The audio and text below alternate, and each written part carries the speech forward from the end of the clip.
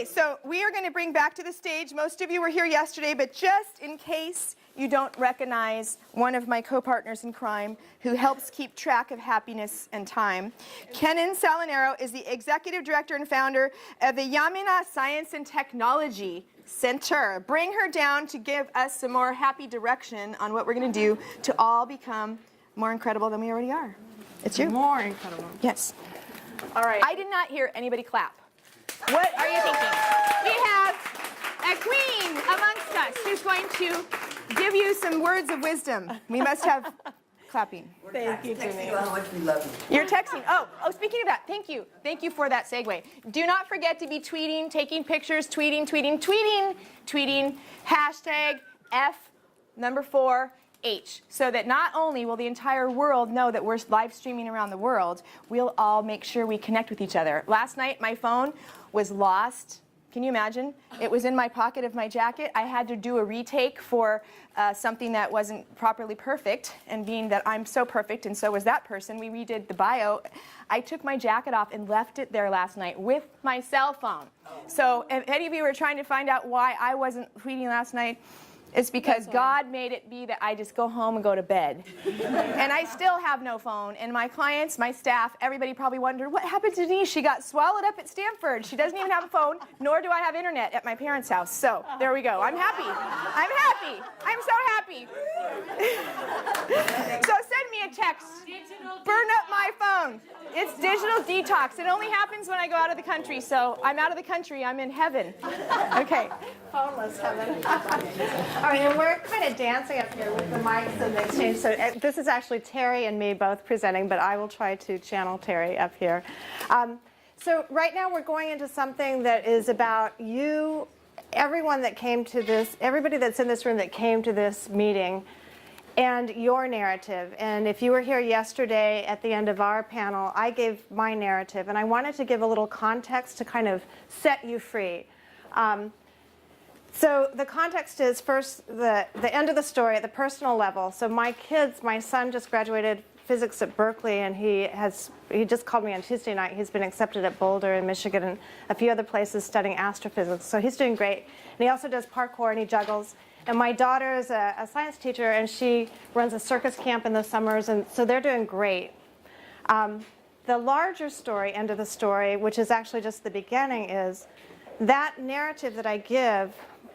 It's part of an experiment that we're doing at Yamana Science and Technology. And we run these third space programs that we've done at UCSF and at Berkeley and a couple of other places. I actually use that narrative to break open the room at the beginning with graduate students. And I share myself. And then in the middle part, I give stats and sort of current trends and what's going on in the science scene nationally and internationally. And then they create their own future. At Berkeley, one of our more recent ones had the students create a class for themselves because they learned that the tech sector wants them to know team skills. So they created a course for themselves on leadership and management. And that's that agency that we're talking about. And that's use of narrative. It's to shift to space. So we're all about to go do our own narratives and shift the space in here so that we can create that whatever we're creating, right? And that's actually, we have, they're over here.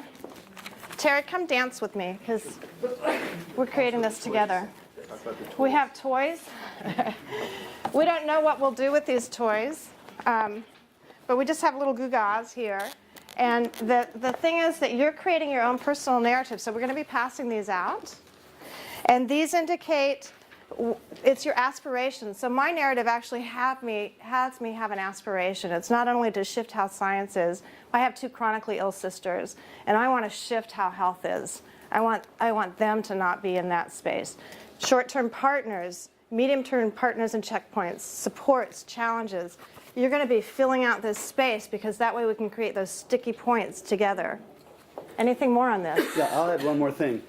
Get to the core of why you're here immediately. Stop stalling around. Just tell people why you're here, what you want to aspire to.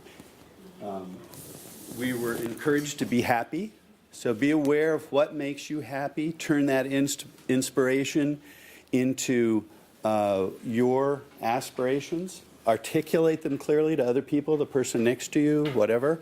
And the other thing that was mentioned just now was sometimes necessity is the mother of invention, sometimes invention is the mother of necessity.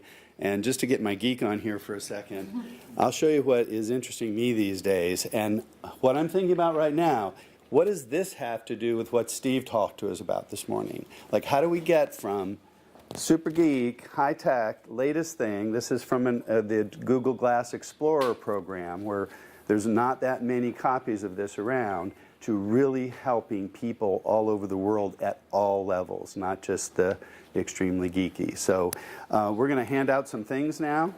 And please, does anyone want to just be selected for a 5-minute presentation either during this section in the next 5 minutes or in part 2 where we have people stand up and sort of present their thing? Is there anyone dying to stand up? Was that a yes? That was a hand motion? You want to? Okay, anyone else? Just show me your palm. Okay, there's 3 or 4 people. If, well, we'll just go through it again really quickly. How about, since you were the first one, would you like to stand up now and just, yes, absolutely. Oh, okay. Just get to the point. And, I'm sorry? Oh, sure. Thank you.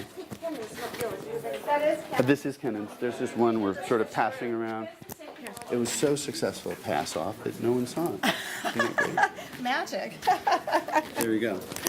So this is Terry introducing Terry. You got it? And Let me do it on the. how many people still need a handout? Okay, you want to just hold that? Thank you. It's a great look. Nothing like You're going into your space, I can tell.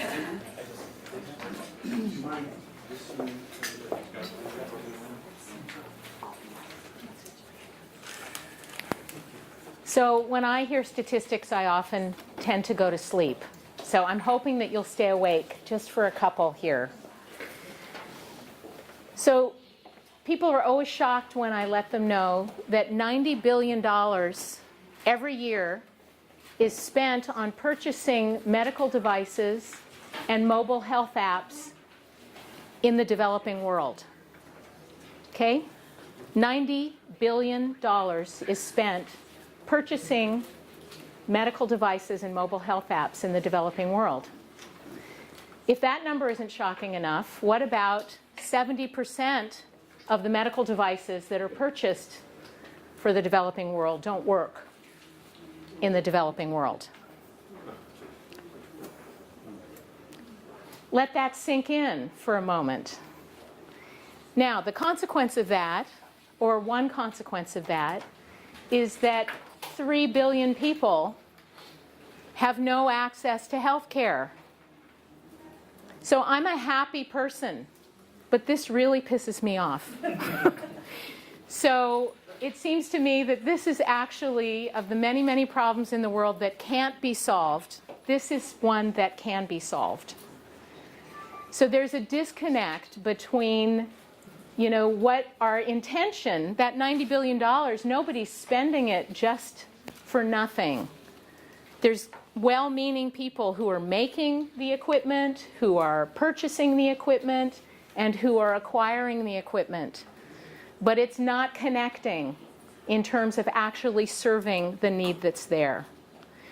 So my work in the world now is dedicated to filling the gap, bridging the disconnect between the innovators who are designing and manufacturing and selling these devices for the good of all beings, yeah?